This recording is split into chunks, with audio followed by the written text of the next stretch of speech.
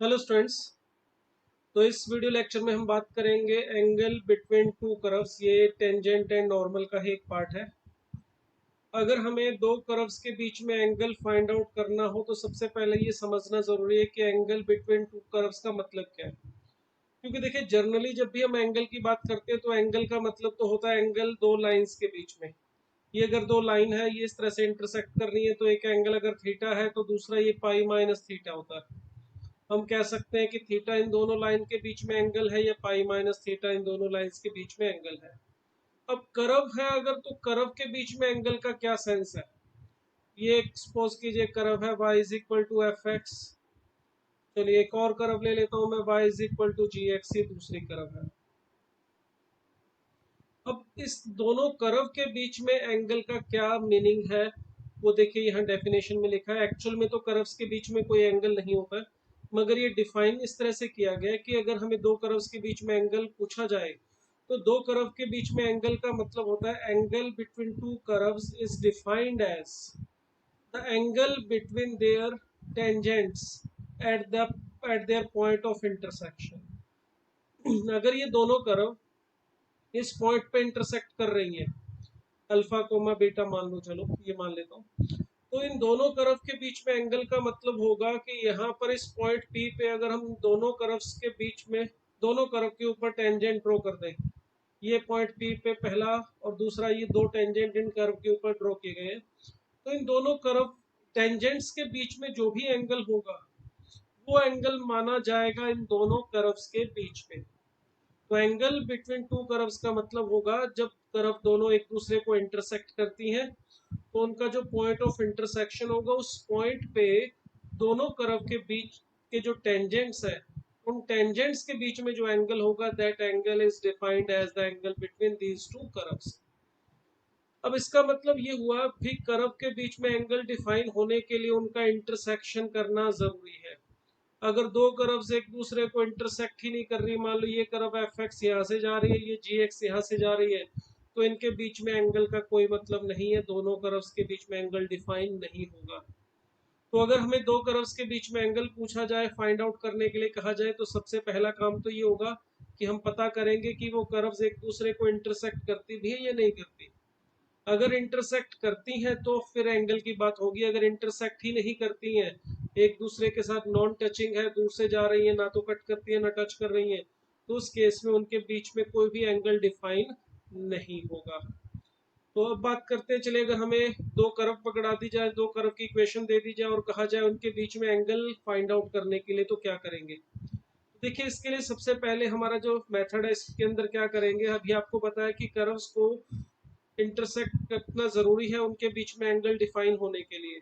तो सबसे पहला काम तो हम यही करेंगे, अगर हमें दो कर्व्स की इक्वेशन दे रखी होंगी तो हम सबसे पहले उनका point of intersection find out करेंगे। वो पॉइंट ऑफ इंटरसेक्शन मान लिया मैंने पी आ रहा है अल्फा कोमा बीटा। देखिए यहाँ पे पॉइंट ऑफ इंटरसेक्शन दो कर्व्स के बीच में अगर हमने ढूंढ लिया तो उसके बाद क्या करना होगा। देखिए अगर ये इस पॉइंट पे इंटरसेक्ट कर रहे हैं पी अल्फा कोमा बीटा पे, ये हमें मिल जाए, तो दूसरा काम क्या होगा, दूसरा काम होगा इस पॉइंट पे दोनों टेंजेंट की स्लोप फाइंड आउट करना।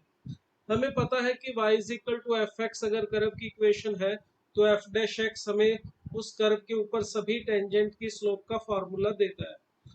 तो आपको सभी टेंजेंट की स्लोप नहीं चाहिए, आपको इस पर्टिकुलर पॉइंट पे जो टेंजेंट होगा उसकी स्लोप चाहिए। मतलब y is equal to f dash x d y upon d x find out करेंगे पहली कर्व से एफ डैश एक्स। फिर उस एफ डैश एक्स की वैल्यू हम फाइंड आउट कर लें अगर पी पॉइंट पे, पी पॉइंट पे यानी कि पी के कोऑर्डिनेट जो भी अल्फा और बीटा इस कर्व की सॉरी एफ डैश एक्स के अंदर रख दें, तो ये जो वैल्यू हमें मिलेगी ये हमें फर्स्ट वाले टेंजेंट की स्लोप मिल जाएगी। सिमिलरली m2 यानी दूसरे टेंजेंट की जो स्लोप है वो यहाँ से इसी तरह से g डैश अल्फा, या जो सेकंड वाली कर्व होगी g डैश एक्स, उसमें x की वैल्यू अल्फा रखने पर ये सेकंड स्लोप हमें मिल जाएगी। अगर हमें दोनों टेंजेंट की स्लोप मिल गई तो हमारा एंगल ढूंढने के लिए जो फार्मूला होता है हमने 11th क्लास में पढ़ा होगा। अगर दो लाइंस की स्लोप है m1 और m2 और उनके बीच में अगर एक्यूट एंगल थीटा है तो हमारे पास एंगल फाइंड आउट करने के लिए ये टेन थीटा का फार्मूला होता है। Tan theta is equal to mod of m1 minus m2 upon 1 plus m1 m2। इसकी हेल्प से हम दोनों कर्व के बीच में पॉइंट P पे एंगल फाइंड आउट कर सकते हैं। मगर इसमें एक चीज और ध्यान दीजिएगा, देखिए यहाँ पे हमने कहा कि उनका point of intersection find out करना है सबसे पहले। अब ये जो कर्व है जरूरी नहीं है कि एक ही पॉइंट पे कट करे, कई बार ऐसा भी होगा कर्व एक से ज्यादा पॉइंट पे कट करती हैं। जैसे एक सर्कल ले लो, मान लो, ठीक है, दूसरे सर्कल को 2 पॉइंट पे कट करता है, या एक पैराबोला है और एक सर्कल है, मान लो, वो एक दूसरे को 2 पॉइंट पे भी कट कर सकते हैं, और हो सकता है कि पैराबोला और सर्कल एक दूसरे को 4 पॉइंट पे भी कट करें, कुछ इस तरह से। तो दो कर्व एक दूसरे को एक पॉइंट पे भी कट कर सकती हैं, 2 पे भी कट कर सकती है, मतलब एक या एक से ज्यादा पॉइंट पे भी कट कर सकती है। तो अगर 2 पॉइंट ऑफ इंटरसेक्शन मिलते हैं तो दोनों पॉइंट ऑफ इंटरसेक्शन पे हमें एंगल अलग अलग फाइंड आउट करना होगा। ये जरूरी नहीं है कि पहले पॉइंट पे जो एंगल आपको मिल रहा है टेंजेंट के बीच में, वही दूसरी पॉइंट पे भी मिले। सेम मिल सकता है मगर कोई गारंटी नहीं है। तो जब भी हमें एक से ज्यादा पॉइंट ऑफ इंटरसेक्शन मिलेंगे तो हम दोनों पॉइंट्स पे एंगल अलग अलग फाइंड आउट करेंगे। तो अगर एक पॉइंट मिलेगा तो उस पॉइंट पे जैसे स्लोप ऑफ टेंजेंट ढूंढी, अगर दूसरा पॉइंट होगा तो दूसरे पॉइंट पे भी m1 डैश और m2 डैश ढूंढ लेंगे। फिर फार्मूला हमारा यही रहेगा एंगल फाइंड आउट करने के लिए। ये tan थीटा का जो फार्मूला होगा, इससे हमें दोनों के बीच में एक्यूट एंगल मिल जाएगा, क्योंकि हम मोड लेके सॉल्व कर रहे हैं। अगर एक एक्यूट एंगल मिल गया तो ऑब्ट्यूस वाला भी पाई माइनस थीटा करके बता सकते हैं। मगर इसके साथ 2 पॉइंट मैंने और ऐड किए, उसको भी ध्यान रखिएगा। अगर उस पॉइंट पे जो दोनों स्लोप्स का प्रोडक्ट है, टेंजेंट की स्लोप्स का प्रोडक्ट है, वो -1 आ रहा है, या फिर दोनों में से एक की स्लोप 0 है एक उस पॉइंट ऑफ इंटरसेक्शन पे, और दूसरे की स्लोप नॉट डिफाइन है, तो इसका मतलब दोनों टेंजेंट म्यूचुअली परपेंडिकुलर होंगे।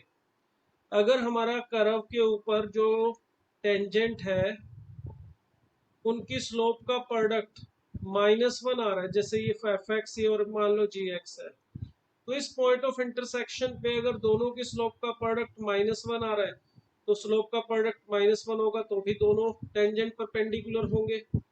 मगर सिर्फ यही कंडीशन नहीं होती है परपेंडिकुलरिटी की, एक संभावना ये भी होती है कि उन दोनों में से एक लाइन की स्लोप 0 आ जाए और दूसरे की स्लोप नॉट डिफाइन।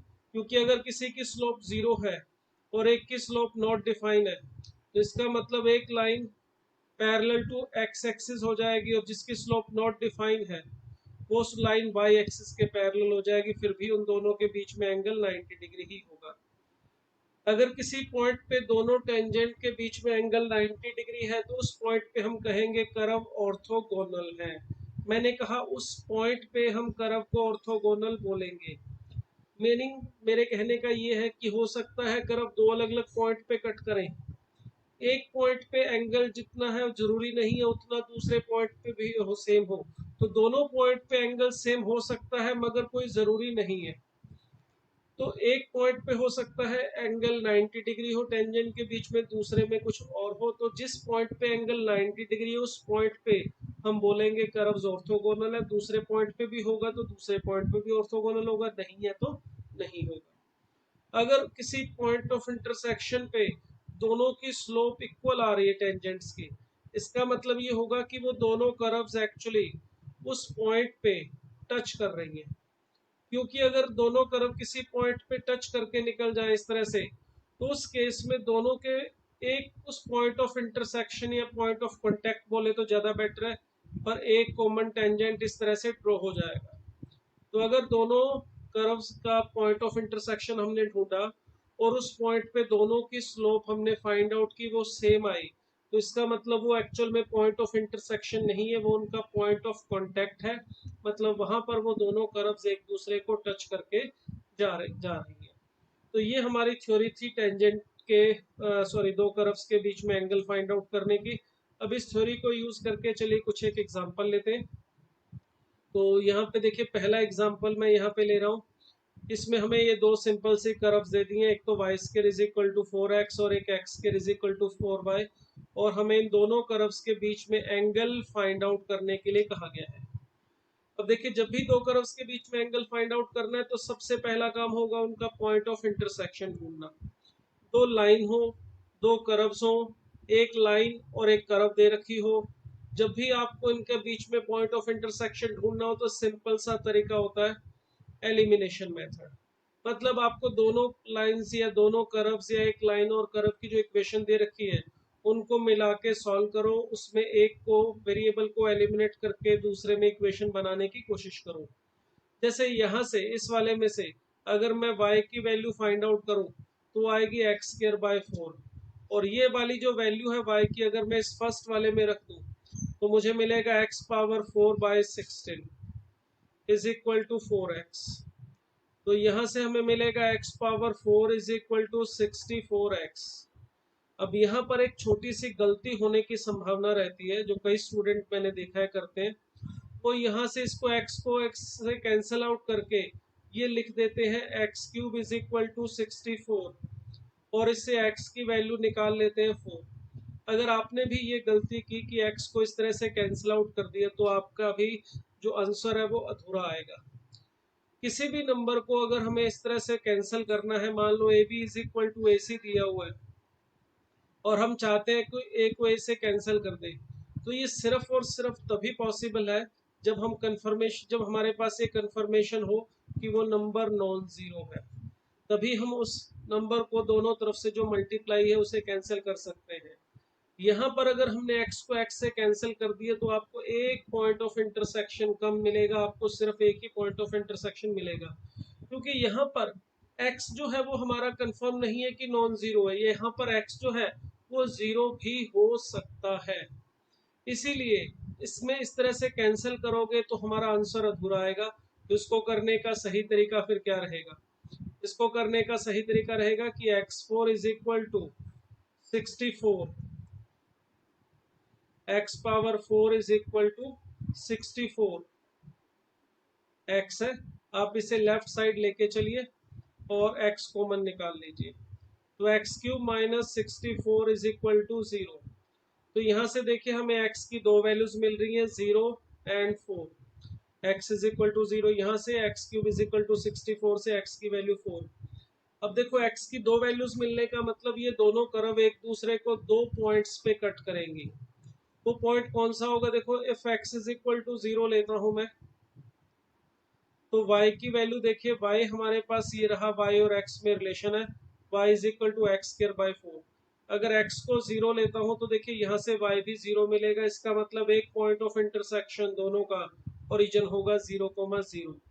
और दूसरा पॉइंट ऑफ इंटरसेक्शन के लिए देखो, अगर x की वैल्यू मैं 4 लेता हूँ तो यहाँ से y की वैल्यू भी मुझे 4 ही मिल जाएगी इस इक्वेशन में रखने पर। तो इसका मतलब दूसरा पॉइंट ऑफ इंटरसेक्शन मिलेगा 4,4। तो इट मींस ये जो दोनों कर्व्स हैं हमारी, वो दो पॉइंट पे इंटरसेक्ट कर रही हैं। एक पॉइंट है 0,0 और दूसरा पॉइंट है 4,4। तो अगर दो पॉइंट ऑफ इंटरसेक्शन मिल रहे हैं, इसका मतलब ये हुआ कि हमें दोनों पॉइंट पे टेंजेंट की इक्वेशन फाइंड आउट करनी पड़ेगी। तो वो सेम भी हो सकते हैं उस पॉइंट पे, एंगल इक्वेशन की जरूरत नहीं है, सॉरी, सिर्फ स्लोप फाइंड आउट करनी पड़ेगी और स्लोप से एंगल, वो दोनों एंगल सेम भी आ सकते हैं और नहीं भी। चलिए चेक करते हैं यहाँ पे। अब हमारे पास कर्व की इक्वेशन थी y square is equal to 4x और एक था x square is equal to 4y। अगर आपने पैराबोला पढ़ा हुआ है तो यहाँ से आपको पता चल रहा होगा कि दोनों का पॉइंट ऑफ इंटरसेक्शन दो आने का कारण क्या है। देखो, एक तो था अपने पास अपवर्ड पैराबोला, ये x square is equal to 4y, ये वाला, और दूसरा जो हमारा y square is equal to 4x है, ये वाला पैराबोला राइट हैंडेड पैराबोला है। और ये दोनों देखिए एक दूसरे को, एक तो इस पॉइंट 0,0 पे कट कर रहे हैं और एक इस पॉइंट P 4,4 पे कट कर रहे हैं। तो हमें दोनों में टेंजेंट की इक्वेशन या सॉरी स्लोप मिल जाए तो हम एंगल फाइंड आउट कर सकते हैं। उसके लिए देखिए, ये जो हमारे पास पहली इक्वेशन है, इसमें अगर मैं dy बाई डी एक्स की वैल्यू फाइंड आउट करूँ स्लोप ऑफ टेंजेंट के लिए, वो आ रही है 2/y। आप इसका डेरिवेटिव करके देखिए, वाई स्क्वायर का डेरिवेटिव, चलिए मैं यहाँ पे साइड में कर देता हूँ, यहाँ पे जगह थोड़ा सा कम है, कंजस्टेड ना हो। तो अगर मैं y square is equal to 4x से dy by d x find out करना चाहूँ तो इसका differentiation with respect to x करने पर 2y dy by d x is equal to 4। तो यहाँ से dy बाई डी एक्स की जो वैल्यू है हमारी वो आ रही है 2/y। इसी तरह से अगर मैं दूसरी कर्व लेके चलता हूँ x² is equal to 4y, तो यहाँ पर dy/dx की वैल्यू अगर फाइंड आउट करेंगे तो ये देखिए x/2 आ रही है। तो ये दोनों अलग अलग कर्व्स थी, दोनों के लिए स्लोप ऑफ टेंजेंट का फार्मूला हमने फाइंड आउट कर लिया। अब देखिए 0,0 पे अगर मैं बात करूं, एट पॉइंट o 0,0, तो इस वाले से अगर मैं m1 फाइंड आउट करूं slope of the tangent dy/dx की वैल्यू एट पॉइंट 0,0, तो देखिए 2/y में अगर आप 0,0 रख रहे हैं तो ये नॉट डिफाइन आ रहा है। ठीक है, उसका कारण क्या है? देखिए y² is equal to 4x, ये हमारा राइट हैंडेड पैराबोला है और इस पॉइंट 0,0 पे ये x एक्सिस ही इसका टेंजेंट है, ये लाइन। और दूसरे वाली कर्व से अगर मैं यहाँ से इस वाली कर्व से m2 फाइंड आउट करता हूँ, m2 dy/dx कहाँ पे? 0,0 पे। तो देखिए x/2 में अगर मैं x और y की वैल्यू 0 और 0 रख दूं तो इसकी स्लोप 0 आ रही है। मतलब इस वाले केस में ये जो आपका x² is equal to 4y है, ये देखिए ये अपवर्ड पैराबोला है और इसकी जो टेंजेंट है ये x एक्सिस है। ये line y is equal to 0 line इस अपवर्ड पैराबोला का टेंजेंट है और ये लाइन x is equal to 0 line या y एक्सिस हमारी ये राइट हैंडेड पैराबोला का टेंजेंट है। यानी एक पॉइंट, इस पॉइंट ऑफ इंटरसेक्शन पे एक टेंजेंट की स्लोप 0 आ रही है, इस वाली लाइन की स्लोप 0 है और इस वाली लाइन की स्लोप नॉट डिफाइन है, इसकी स्लोप नॉट डिफाइन है। तो यहाँ पर देखिए ये दोनों लाइंस परपेंडिकुलर है। इसका मतलब हम यहाँ पे ये बोल सकते हैं कि जो दोनों कर्व्स है y² is equal to 4x and x² is equal to 4y, ये दोनों कर्व्स ऑर्थोगोनल है, ऑर्थोगोनल एट पॉइंट 0,0। जो 0,0 या ओरिजिन इनका पॉइंट ऑफ इंटरसेक्शन है, उस पॉइंट पे दोनों के टेंजेंट्स के बीच में एंगल 90 डिग्री है। इस पॉइंट पे कर्व्स ऑर्थोगोनल हो जाएंगी। चलिए अब दूसरे पॉइंट की बात करते हैं, ये वाला पॉइंट 4,4। इसके लिए चलिए नेक्स्ट पेज पे चलते हैं। तो हमारी एक कर्व थी y² is equal to 4x और एक था x² is equal to 4y। एक था हमारा अपवर्ड पैराबोला और ये हमारा upward parabola x² is equal to 4y, ये वाला। और सेकंड था हमारा y² is equal to 4x, ये राइट हैंडेड पैराबोला। तो ये दोनों एक दूसरे को इस पॉइंट P4,4 पे भी कट कर रहे हैं। अब दोनों की इस पॉइंट पे अगर हम slope of tangent find out करें तो इस पॉइंट पे हमें एंगल ऑफ बिटवीन टेंजेंट मिलेगा। तो देखिए y² is equal to 4x और एक था x² is equal to 4y।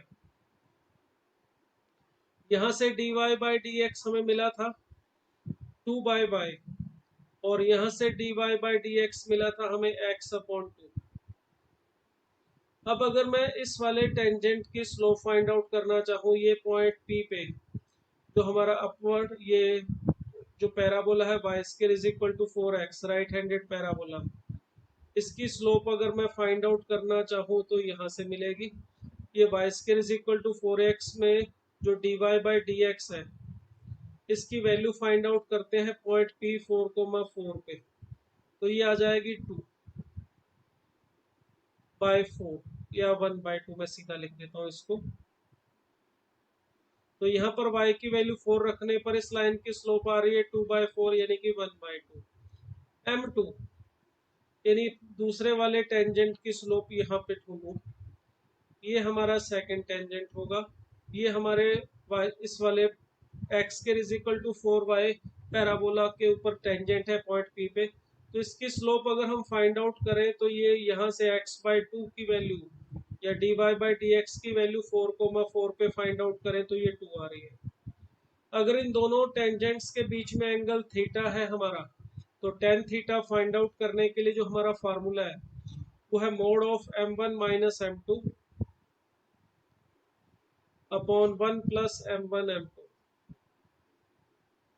तो इसका यूज कीजिए, देखिए वैल्यू रख दीजिए m1 1/2 माइनस 2 अपॉन 1 प्लस 1 ये आ जाएगा। m1 इंटू m2 की वैल्यू 1 आ जाएगी। तो इसको सिंप्लीफाई करेंगे तो देखिए ये 3/4 आ रहा है। वैसे तो -3/4 होगा, मगर हमने मॉड लिया हुआ इसलिए +3/4 हो जाएगा। तो यहाँ से देखिए थीटा की जो वैल्यू है वो हमें मिल रही है tan इनवर्स 3/4। तो ये tan इनवर्स 3/4 जो है ये इस एंगल की वैल्यू मिल गई। तो इसका मतलब एक पॉइंट पे तो दोनों कर्व ऑर्थोगोनल है, इस पॉइंट 0,0 पे, और दूसरे पॉइंट पे जो एक्यूट एंगल है वो आ रहा है tan इनवर्स 3/4। तो इस तरह से हम दो कर्व्स के बीच में एंगल फाइंड आउट कर सकते हैं। पहला काम point of intersection find out करना, एक आए या दो आए या तीन आए, फिर उन सभी पॉइंट्स पे अलग अलग स्लोप ऑफ टेंजेंट्स दोनों के ढूंढने के बाद एंगल फाइंड आउट करना। चलिए